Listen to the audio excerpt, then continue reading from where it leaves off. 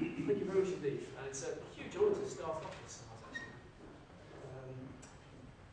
Coming to UCL from my previous incarnations has been a real revelation. We've got more people working in stem cell medicine than anywhere else in Europe, in fact, if you just count the number of PIs. And it really has helped me progress a lot, down to not just where I think I'm going, but where I believe that surgery is going to. I think, you know, we've had some really tough times in independent surgery.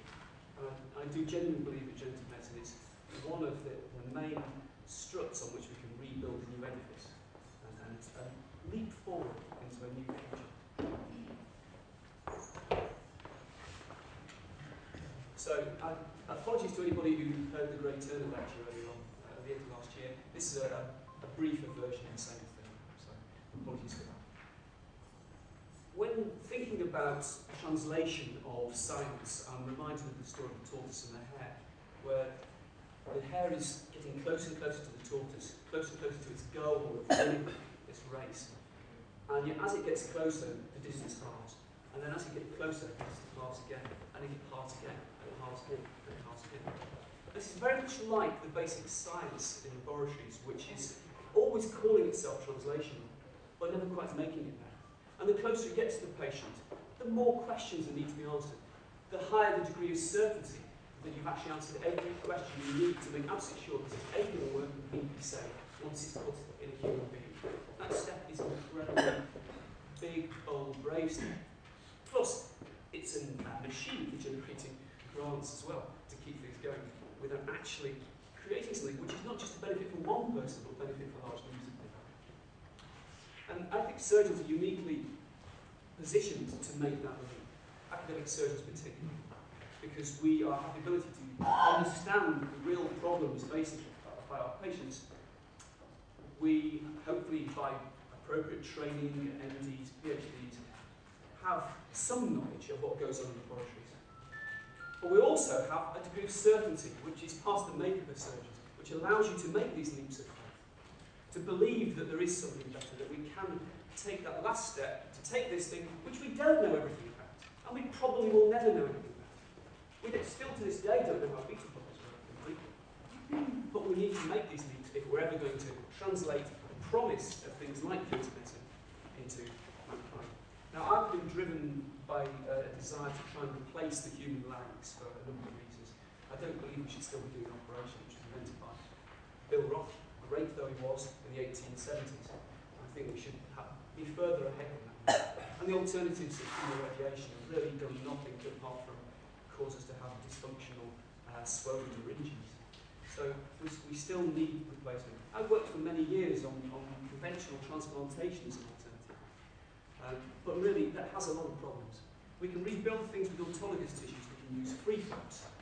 And there are operations which involve 6 or 7 steps where you move around different bits of the body to try and rebuild the larynges. Then there are prosthetics, but prosthetics cannot sit appropriately. They develop inflammatory responses, and they cannot be relied upon to give us that critical function of respiration, of actually being able to breathe in, as well as protecting the airway from aspiration.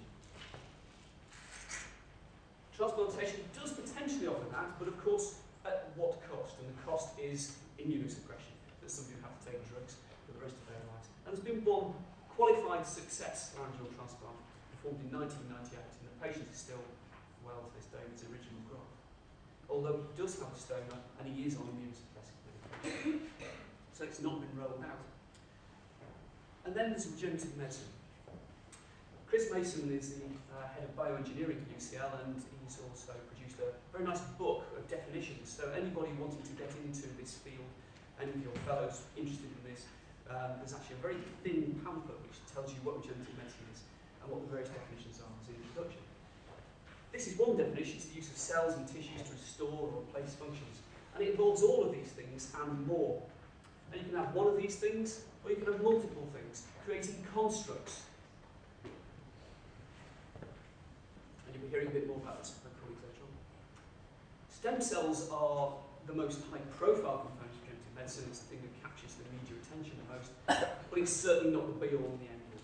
And most of what we use in terms of regenerative medicine at the moment is not stem cell-based. We'll be some superb examples of stem cells in a minute. And then there's regenerative oncology. And this is the area of regenerative medicine which is really, really moving forward. And These are different types of stem cell, and Pete may go into this in more detail, I suspect. Just to say, embryonic stem cells, which have excited so much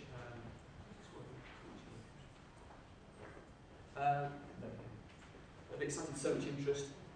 We still have no real way of using these without immunosuppression, because if we're going to have a bank of embryonic stem cells and use them, they're going to be mutagen.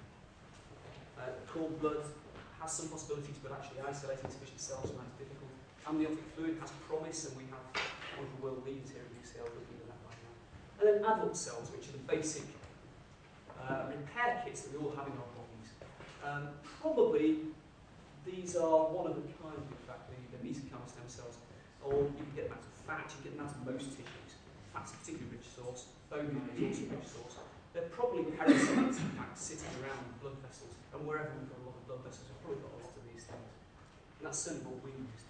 And then most recently, it's been found that by using a combination of signals, we can persuade adult cells to adopt stem cell-like phenotypes.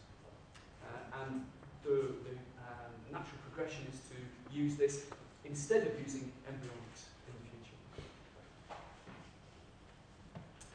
To build constructs, to build tissue, to build organs, you need cells, but you also need matrices too. And these can be either decellularized matrices, which are widely used. They've been used for vascular replacements, as Alex has been using, or for heart valves, and skin replacements for some time. Alternatively, we would very much like in the future to have off-the-shelf replacements. We don't really want to rely on the vagaries of getting human donors long-term, nor do we want to rely necessarily on human sources with the attendant risks, albeit theoretically in some cases, of infection. If we have nice biomaterials which do the job, that would